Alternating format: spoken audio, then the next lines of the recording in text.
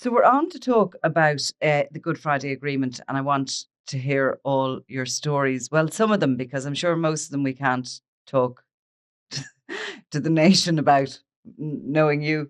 But you're coming on the 17th of May in the Limelight. Crime World is live in Belfast, and we're going to be talking about Omerta and all sorts of other things.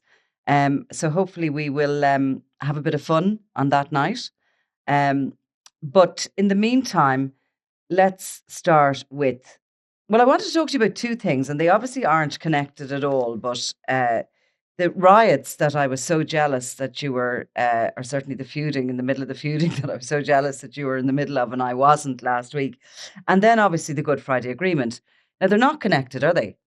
Well, I mean, I suppose you could connect them in some ways because the thing is, the people who were involved in that feud when I was at Newton Ards, there was, mass men on the streets. We were told that they had machetes, at least one had a handgun. They were in there. I mean, I was, as close to them as you could be to someone. And they were, the youngest probably was in his maybe late teens or early 20s. The oldest couldn't have been any more than in their later 20s, maybe 27, 28. And, next week is the 10th of April is the 25th anniversary of the signing of the Good Friday Agreement. And we'll have President Biden is coming to Ireland to visit, and he's going to arrive in Belfast. And the Great and the Good will be here the following week. We're getting the Clintons, and George Mitchell might be coming, and all sorts of people, Bertie Ahern, who were involved in that sort of historic time. And yet, we talk about how much that changed our lives, and it did, don't get me wrong. But you can't help but feeling sad that we've left a generation of young people behind. The fact that those paramilitary organisations, those loyalist paramilitary organisations, and just for context, that trouble that's been going on in North Down involves two factions of the UDA, of the Ulster Defence Association. They were heavily involved in murders, paramilitary murders throughout the conflict. I suppose if I try and think of maybe the most high profile, the murder of Pat Finucane, the solicitor, was carried out by the West Belfast UDA. They were involved in hundreds of sectarian murders. Johnny Adair was the head of C Company of the UDA. This was a very notorious paramilitary group, and yet they called their ceasefires in October 1994, which is something I remember very well. So the Combined Loyalist Military Command, as it was called then, that represented those mainstream loyalist paramilitary groups, they made a statement and they said that there was going to be a cessation of violence to allow the peace talks to take place. And yet we still have very young people getting sucked in to those organisations. The IRA ceasefires came before the loyalist ceasefires. That broke down. Anyone of a certain vintage will remember with the bombing of London. And that was the breakdown. And then we had a second IRA ceasefire in 1996. And since then, we've had relative peace. But yet, if you're not bringing everybody along with you, is it really a perfect peace? If you're leaving, hundreds of young men behind here still being roped into paramilitary organisations, well, then clearly there was still work to be done and still is work to be done. Yeah, so many years on. But bringing us back to 1998, and like you must have been reporting at the tail end of the Troubles. We're in around the same age. 1998, I can recall being up in Belfast for the Good Friday Agreement. There was a lot of drink had in the days after it. And yeah, I've memories of being up there reporting on that. Obviously, not too, I was only young enough at the time. I suppose I wasn't really even totally engaged in exactly how important it was.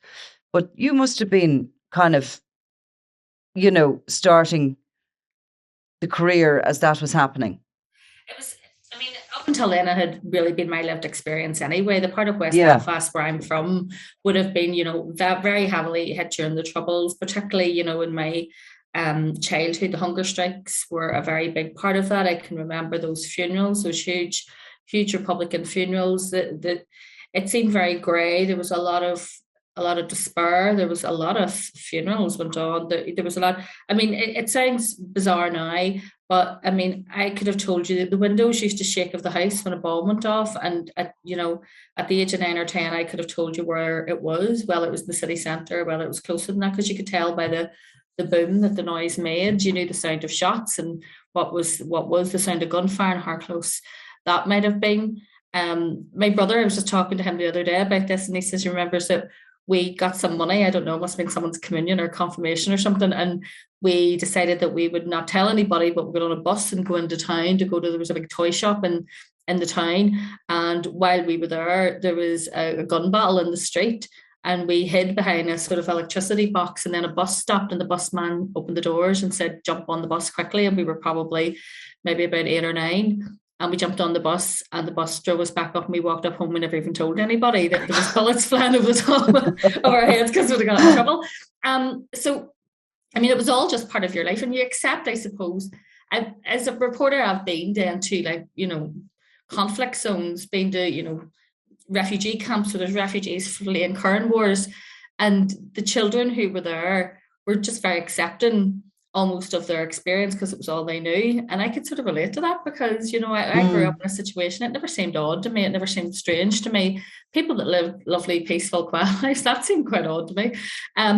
But my own children were very small when the ceasefires were called, and I remember that day. There's very historic footage. It shows you a sort of cavalcade of black taxis with tricolours waving out the windows, flying up and down the Falls Road.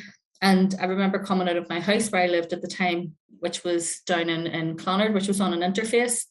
And there was a lot of sectarian attacks took place back and forward across that interface.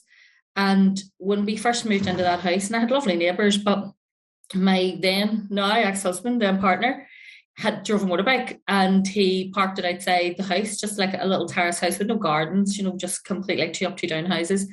And one of the neighbours knocked the door and says, "Look, you're going to have to put that round the back, because if there's basically a sectarian murder squad comes down looking for someone to kill, a house with a motorbike outside it clearly has a young man living in that house. They'll just kick your door in and you'll be the first to go." So you couldn't get through the backyard. So he then used to start driving the motorbike through my living room every night to get it into the backyard. And again, I mean, it was something I remember telling my children, and I'm saying how bizarre this was, but it's all just part of your life growing up. So when that happened, my children were quite small. I had all 3 by the time the Good Friday Agreement came around, and there was a euphoric, I suppose, sense of this was it. Thank God that your children wouldn't have to grow up in that same situation that we grew up in, but also that it would address the causes of conflict, because the causes of what went on here go much deeper, I suppose, than people now. We try and judge it now by modern standards, but it wasn't by modern standards. But by then, there was a real optimism that not just would my children not live in violence, but they'd live in a very equal society where they wouldn't be discriminated against, but they'd have equal opportunities, and they do. And this is the thing. I mean, when I sit here now speaking to you, as a woman who came from a very nationalist sort of Republican working class community, I have 7 brothers and sisters. My mother was a cleaner. There was no money there, and there was discrimination that clearly went on in society. We lived in what was built as a unionist state for a unionist people.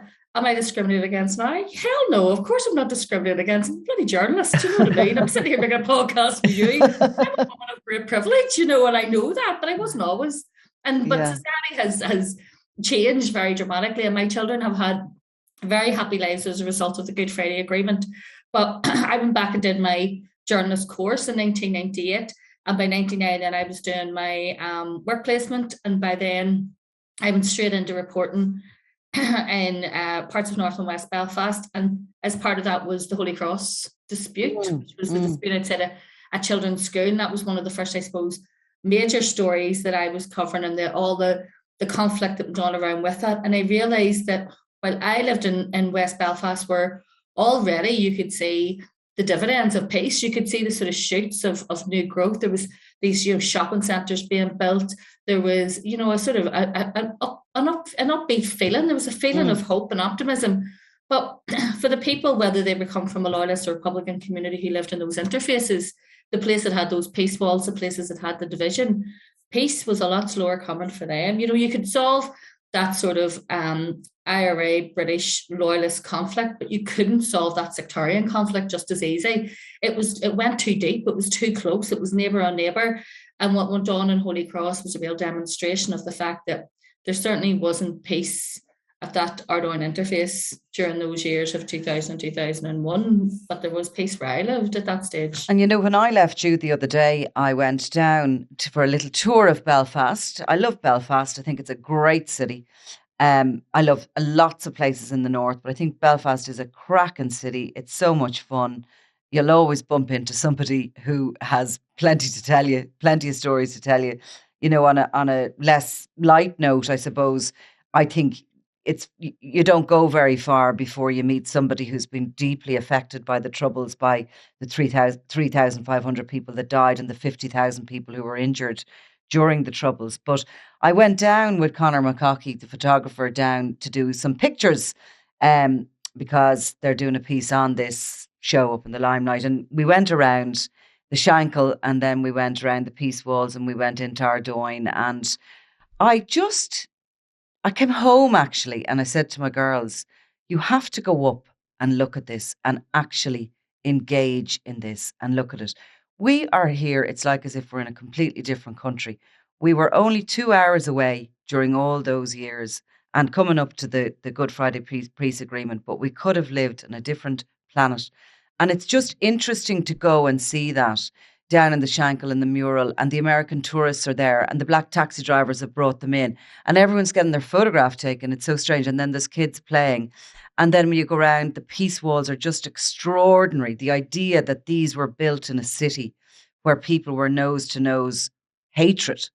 And you go around the corner and there's some new housing. And I said to Conor, is that mixed housing now? The innocence of the question, really, the ignorance of the question. Is that mixed housing? He said, oh, absolutely not. And I'm stunned to silence that is still not the case there. But that just shows you, doesn't it, that sort of healing, that change is going to take a lot longer. It's very difficult. And I mean, believe me, there's massive amounts of work goes on. And I was like, the youth workers who work in those areas, they are the people who are doing the God I don't believe in's work. Do you know what I mean? They're out there with those young people week in, week out, and they bring them together in so many ways. And obviously people socialise in different ways now. So a lot of those connections that young people make online or through social media, they don't particularly care, what community or what religion someone is. They just care if fancy them or if they're good looking, and if they're going to go out with them. So all of that has changed. And the city centre now is a completely shared space and it belongs to everyone. But you do see that there's still the murals and the flags. And there was for a long time, I reported on what was called at that stage re-imaging. And there was millions of pounds of public money, European money pumped into trying to re-image these murals. It was like, take those paramilitary murals away and we'll put, images of something positive, a sports star from your area or something positive from your area. But the fact is, I actually think that those murals now have become such a part of the fabric of the history of Belfast, and it's sort of sanitized it to take it away because it happened. And that's the thing about it is, and another thing is the tourists love them. I mean, they really do. But sure, I was in my element myself. I was hopping out going, who's that fella and who's this fella? But yeah, I agree with you. I think they are absolutely the fabric. There's something that just makes Belfast special. And there's something that makes you connect with what happened and what it was about. I mean, that it'd be different if a sports star isn't going to do that, okay? And, a local hero isn't going to do that. But these murals very much do that. You come away from them thinking and kind of starting to understand, or it just engage with what happened, and especially people, I think, from this island, because there is that definite sense that, across the border, people look the other way. Yeah, and I also remember when at those very sort of early years of being a journalist, I still carried with me all, I suppose, the prejudice and the experiences of my youth. And I didn't realise how abnormal our situation was. But during that Holy Cross dispute, the sort of the world's media landed in Belfast for that. All the sort of conflict reporters had all gone home. Our war was over. And then in 2001, this mad dispute happened outside a children's primary school, and they all landed back in, albeit for a very short time, because that was, I think it was the first day of school was like the 3rd of September that year. And on the 11th of September, 2 planes hit into the World Towers, and the world's media was no longer interested in Belfast, I can assure you, and off they went, and it was left just to ourselves and the local media to do that. But for that short time, Sky News, CNN, the whole lot were here. And I remember there was a story where a young guy had been shot. He'd been shot in the knees in what, paramilitary style shooting, what we used to call punishment shootings by a paramilitary group. And my editor at the time said, the mother wants to speak, go you round to the house and speak to her. And I went into the house, and obviously there was a girl, don't even know where she was from. It was a very well-spoken, very posh, much posher than me, but that isn't hard, let's face it. English girl or from some channel who had been covering Holy Cross, but had decided this would be a great story, that this 15 or 16-year-old had been shot in the knees by paramilitaries. And so the mother said, well, they told me they were going to beat him, but they no call to shoot him. And I didn't think there was anything wrong with this. I'm just writing this down because that sounded perfectly reasonable to me. I mean, he should have said, like, he's a wee shit, I can't control him. But they told me they were just going to give him a beating and scare him. But they took him away and shot him. They don't call to be shooting him. And again, I'm like, sounds fair enough. I don't particularly see anything wrong with that. I mean, if you bear in mind, I grew up in a time when there was no normalised police. I never seen a police officer do normal policing. The only police officers I ever seen were accompanied by a full unit of the British Army. And so this didn't seem that strange to me. And then I looked around at this woman's face and I could see the horror in her face. And she was like, sorry, you need to go back a bit. Did you give your son to paramilitary groups and they shot him and you willingly handed over to them? And she went, aye. But they said they'd only beat him. I didn't say they could shoot him. And then I went, oh, frig, right, that's absolutely bonkers when you think about it. But I mean, it occurred to me until I seen it through the eyes of a stranger, how bizarre this actually was. And I was glad that I got that perspective that day, because after that I thought that is not normal, and we shouldn't have the sort of vigilante justice, the sort of summary justice that existed in my world was not how normal people live. And it was only for some lovely girl who I'm sure probably needed some sort of counselling in her work, probably give her 2 months off or something to recover from the trauma. She probably tells that story a bit differently than you do. And I was just like, what's your problem? Like, I mean, they're only meant to beat him. There's nothing to beat him. Anyway, and there he was, this kid sitting with the 2 plasters on his leg, who from that day I came to know very well, because I then had to used to cover the magistrates court, and he was a regular down there, which I always say when I see the people who I reported on those type of attacks, and then you see them constantly on the court lists for, it's usually very petty crime. Yeah. If those kind of sort of punishment style, paramilitary style shootings worked, we'd be living in a crime-free utopia, and clearly we're not.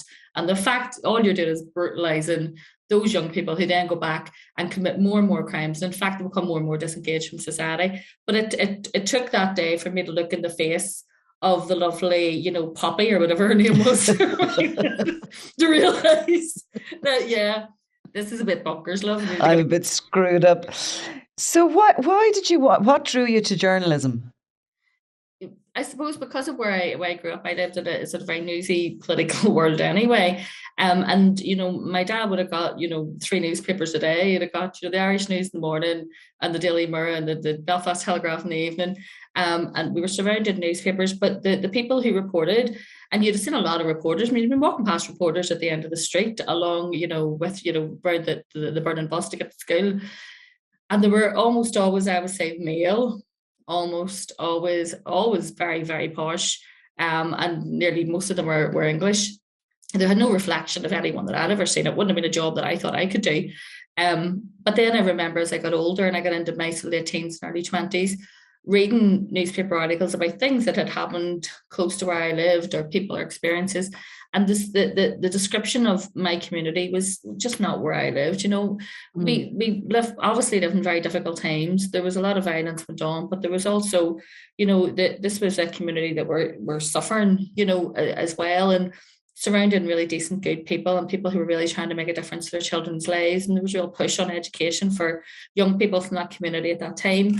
And I thought, God, they're talking about us if we're savages, meet our babies, you know what I mean? It's just nuts. And in fact, on one occasion, my younger brother, who was very wee, blonde-haired, very angelic-looking child, was on his way down to the shop to buy sweets, and he was stopped by a photographer who was working for some English tabloid at the time.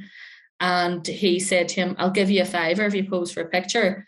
And he got my wee brother, who was about 5 or 6, to wrap a scarf around his face and handed him a milk bottle with a rag hanging out of it as if it looked like a petrol bomb, and took a picture of him, and then gave him a £5 and walked on. And I thought, like, that picture appeared somewhere to make it look like these tiny little angelic children were rioting, and all he was doing was going to the shop at the time. So it used to stick in my head. Now when I go to speak in schools, and especially youth, I think young people sometimes are very disengaged in the media, and they go, you portray us in the wrong way, and you only come looking when there's bad stories. I'll say, well, if someone isn't telling your story, right, tell it yourself. Go and get involved in that, and get involved in your own kind of storytelling and portray your own community that way.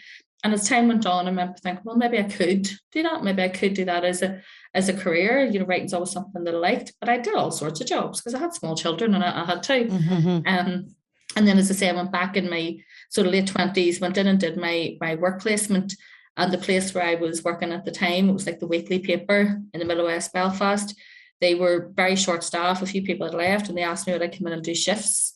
And I went back to the college course and said to the lecturer, and he said, you'll learn more there than you ever will in here. You need to come in on a Friday to do your shorthand and your law. And apart from that, I'll sign you out and you can go and work 4 days a week. And so that's what I did. So my big move back into formal full-time education, I think last from September till about the January, February, till the work placement and I wrote back again, and just got a job then from there on.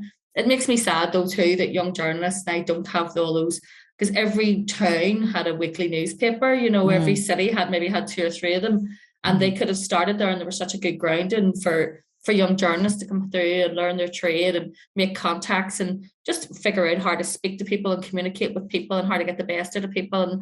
And the fact that the media has changed so much over the years and those local papers don't exist. And particularly those local papers are under increasing threat all the time now. And I agree with you. I would have started on a local paper as well. And the local politicians went on to become TDs and ministers.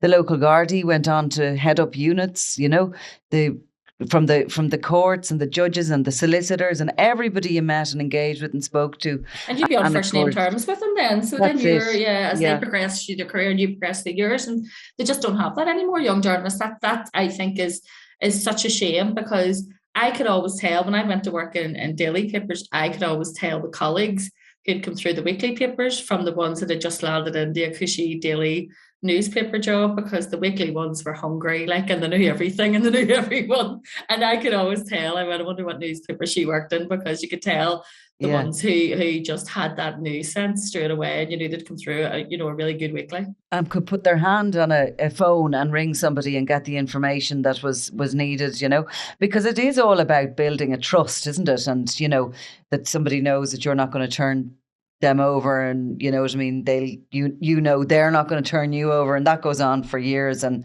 that's how we build our really good contacts. But so tell me, you love Belfast, obviously, and it's been a good city to you, and are you looking forward to this anniversary? Are you going to celebrate it? Is it going to be something that'll be big in your home?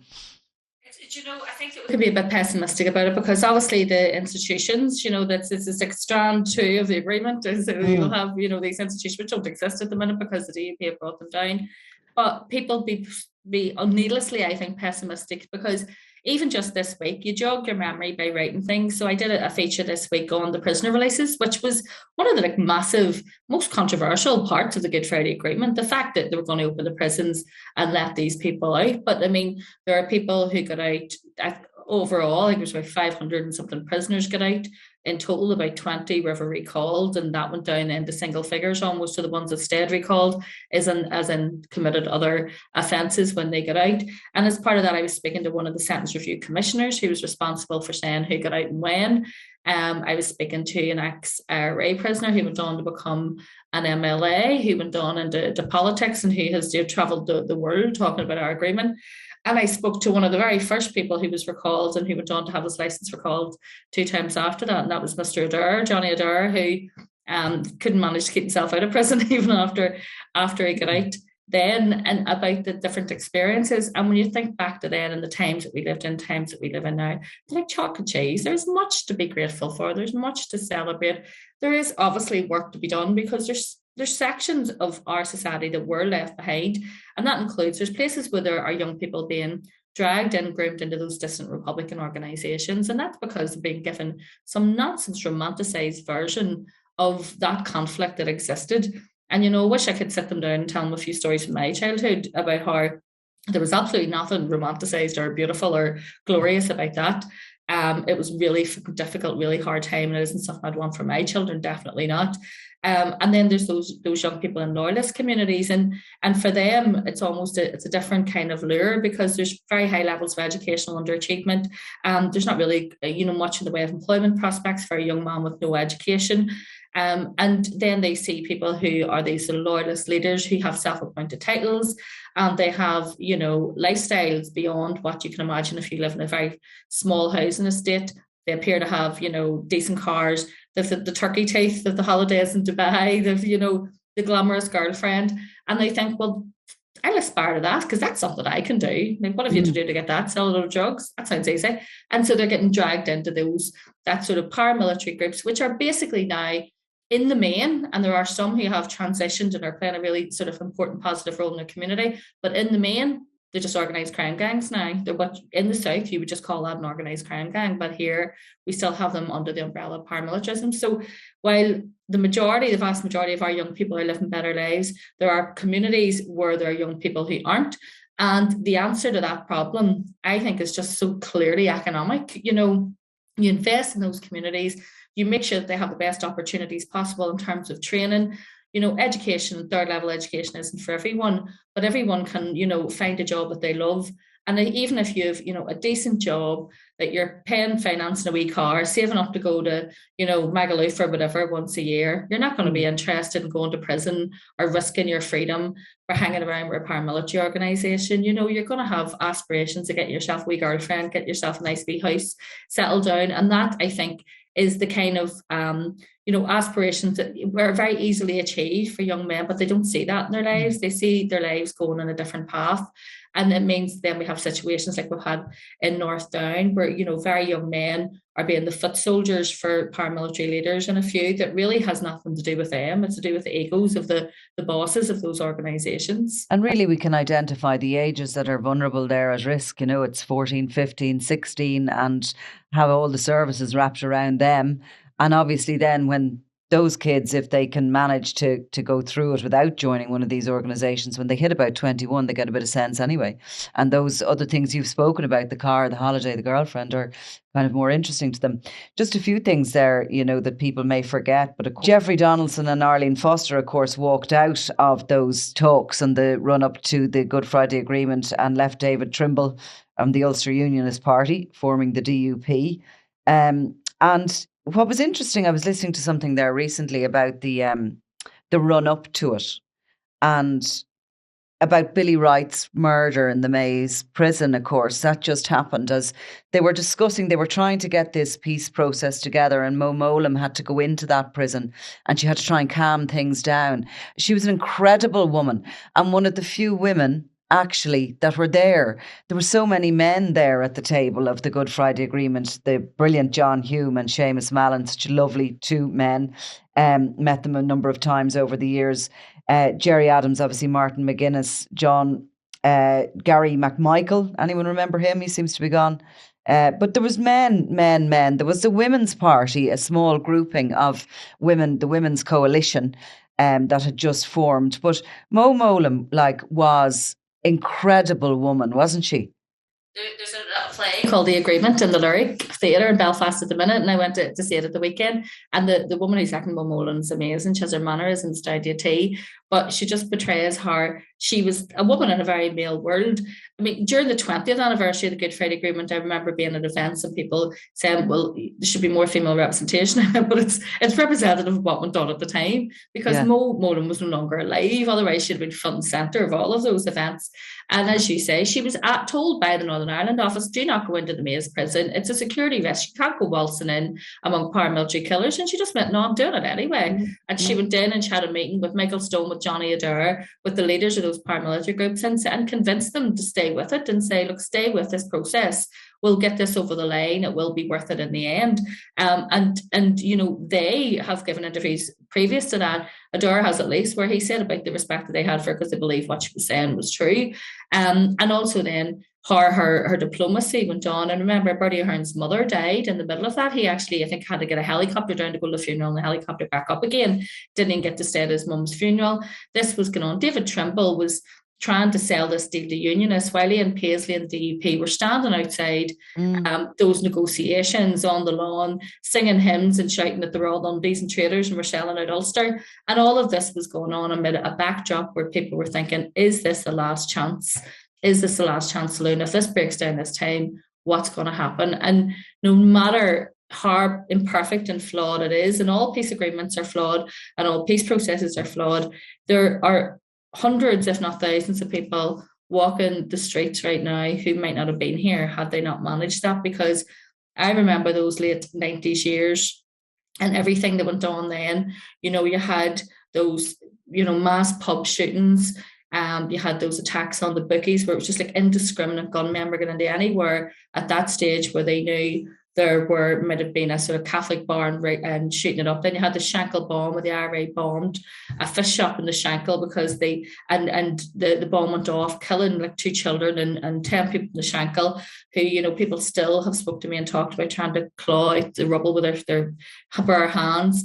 We've had, police ombudsman reports into what the collusion went on in those bookmakers attacks.